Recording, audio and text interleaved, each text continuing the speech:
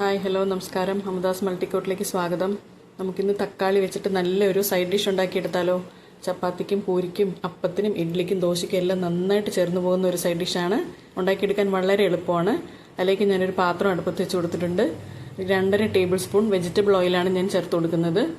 അതുകൂടി ചേർത്ത് കൊടുത്തിട്ട് നന്നായി ചൂടായി വരട്ടെ. അതിലേക്ക് ഒരു വയണ ഇല ചേർത്ത് കൊടുക്കാം. 1/2 ടീസ്പൂൺ പെരിഞ്ജീരകം, അതിൻ്റെ കൂടെ ഒരു ചെറിയ കഷ്ണം പട്ട, ഒരു 3 ഗ്രാമ്പു, ഒരു 3 ഏലക്കയുടെ തരി അതും കൂടെ ചേർത്ത് കൊടുക്കാം. ഇതൊന്ന് ചെറുതായി ചൂടായി വരട്ടെ. അതിലേക്ക് നമുക്കൊരു 10 അല്ലി വെളുത്തുള്ളി എടുത്തിട്ട് നീളത്തിനുള്ള പീസസ് ആയിട്ട് കട്ട് ചെയ്ത് വെച്ചിരിക്കുന്നതാണ്. അത് ചേർത്ത് കൊടുക്കാം. ചെറിയ അല്ലിയാണ് 10 അല്ലി എടുത്തിരിക്കുന്നത്. വലുതാണെങ്കിൽ ഒരു 5-6 മതിയാകും. ചെറുതായിട്ടൊന്ന് ഫ്രൈ ആയി വരട്ടെ. അതിലേക്ക് ഇതേപോലെ 3 സവാള മീഡിയം എടുത്തിട്ട് ക്യൂബ്സ് ആയിട്ട് കട്ട് ചെയ്ത് വെച്ചിരിക്കുന്നതാണ്. വളരെ ചെറുതാക്കൊന്നും വേണ്ട, ഇതേപോലെ മതിയാകും. അതും കൂടി ചേർത്ത് കൊടുക്കാം. ഇതെല്ലാം കൂടിയിട്ട് നന്നായിട്ട് വഴറ്റി കൊടുക്കാം. തീ ഹൈയിൽ തന്നെ ഇരുന്നാൽ മതി. സവോള ട്രാൻസ്പെറൻ്റ് ആയി വന്നാൽ മതിയാകും. ഒരുപാട് വഴണ്ട് പോകേണ്ട കാര്യമില്ല.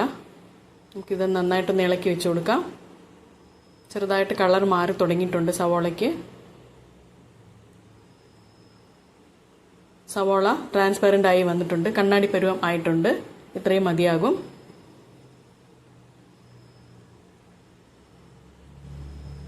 നന്നായിട്ടൊന്ന് യോജിപ്പിച്ച് വെച്ച് കൊടുത്തിട്ടുണ്ട്. ഇതിലേക്ക് ഇനി നമുക്ക് പൊടികൾ ചേർത്ത് കൊടുക്കണം. ഒരു 3 ടീസ്പൂൺ മുളക് പൊടി.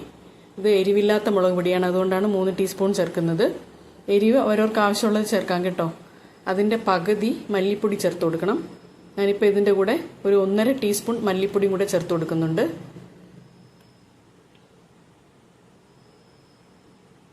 പിന്നെ ഒരു 1/4 ടീസ്പൂൺ ഗരം മസാലപ്പൊടി. ഇതെല്ലാം കൂടിയിട്ട് നന്നായിട്ട് ഒന്ന് വഴറ്റിയെടുക്കാം. ഈ സമയത്ത് ഒന്ന് മീഡിയമിൽ വെക്കാം കേട്ടോ തീയ്. പൊടി ഒന്ന് കരിയാതെ എന്നാൽ മൂത്ത് വരെയും വേണം. നന്നായിട്ടൊന്ന് ഇളക്കി വെച്ച് കൊടുക്കാം. പൊടിയൊക്കെ മൂത്തിട്ട് ചെറുതായിട്ട് എണ്ണ തെളിഞ്ഞ് വരണം. അതുവരെ നമുക്ക് വെയിറ്റ് ചെയ്യാം. ചെറുതായിട്ട് എണ്ണയൊക്കെ തെളിഞ്ഞ് വന്നിട്ടുണ്ട്. കണ്ടോ, സൈഡിലൊക്കെ ചെറുതായിട്ട് എണ്ണ തെളിയുന്നുണ്ട്. ഈ സമയം വരെ നമുക്ക് വെച്ചേക്കാം. അത് കഴിഞ്ഞിട്ട് ഇതിൻ്റെ കൂടെ ചേർക്കേണ്ട സാധനങ്ങൾ എന്തൊക്കെയെന്ന് നോക്കാം. ഞാനിപ്പോൾ ഒരു 3 ടേബിൾ സ്പൂൺ ടൊമാറ്റോ കെച്ചപ്പ് എടുത്ത് വെച്ചിട്ടുണ്ട്. അത് നമുക്ക് ചേർത്ത് കൊടുക്കാം ഇതിൻ്റെ കൂടെ.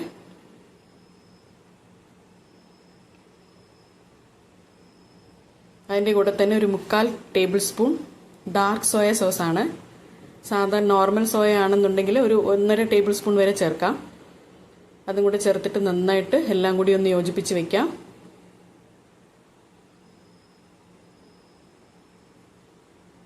ഈ സമയത്തൊക്കെ ഫ്ലെയിം മീഡിയമിലാണ് ഇരിക്കുന്നത്. നന്നായിട്ടൊന്ന് ഇളക്കി യോജിപ്പിക്കാം.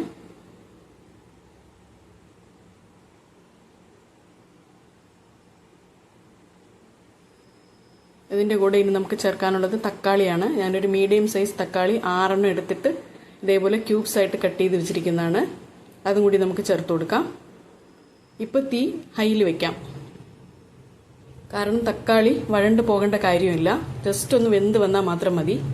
അത്രയ്ക്കുള്ള സമയമേ ആകുള്ളൂ ഈ കറി ഉണ്ടാക്കി എടുക്കാനായിട്ട്. നന്നായിട്ടൊന്ന് കൂട്ടി യോജിപ്പിച്ച് വെക്കാം, മസാലയും സോസും ഒക്കെ ആയിട്ട്.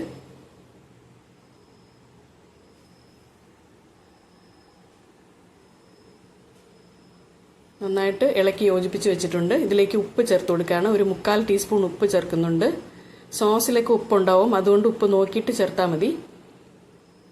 വീണ്ടും ഒന്നുകൂടെ നന്നായിട്ട് ഇളക്കി യോജിപ്പിച്ചിട്ട് നമുക്കൊന്ന് അടച്ചു വെച്ച് കൊടുക്കണം. ഒരേ 1 മിനിറ്റ് മാത്രം.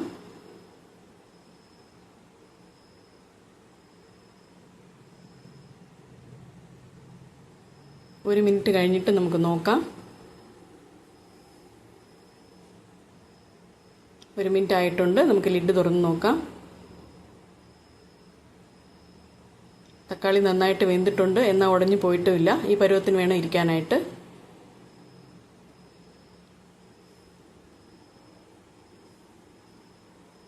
കണ്ടോ, ഈ പാകം മതിയാകും. ഒരുപാട് വേകേണ്ട കാര്യമില്ല. ഇതെല്ലാം യോജിപ്പിച്ചിട്ടുണ്ട്. ഇനി ഇതിലേക്ക് നമുക്ക് വെള്ളം ചേർത്ത് കൊടുക്കണം. വെള്ളം തണുത്ത വെള്ളം ഒരിക്കലും ചേർക്കരുത്. നന്നായിട്ട് ചൂടുള്ള വെള്ളം തന്നെ ചേർത്ത് കൊടുക്കണം.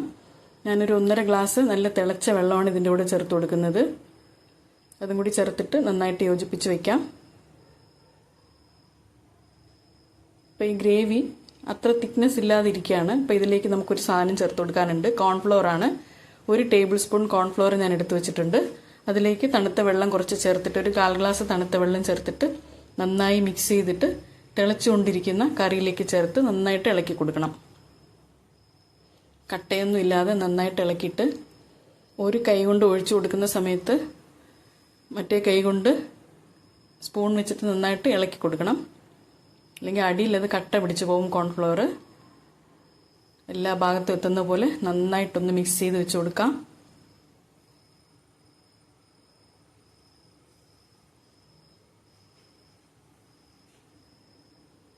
ഇപ്പം ആവശ്യത്തിനുള്ള തിക്നെസ് കറിക്കായിട്ടുണ്ട്. ഇത് തന്നെ മതിയാകും.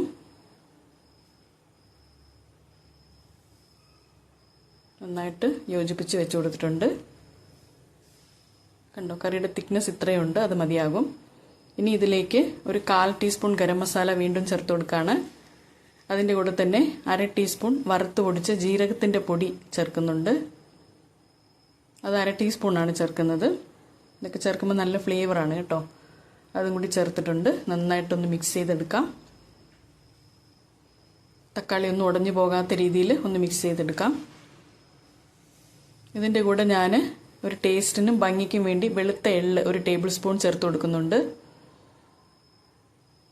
അതും കൂടി ചേർത്തിട്ട് നന്നായിട്ട് ഇളക്കാം. അതിൻ്റെ കൂടെ തന്നെ ഒരു പിടി മല്ലിയില ചെറുതായിട്ട് അരിഞ്ഞതും കൂടി ചേർക്കാം. രണ്ടും കൂടി നന്നായിട്ട് യോജിപ്പിച്ച് വയ്ക്കാം കറിയുടെ കൂടെ.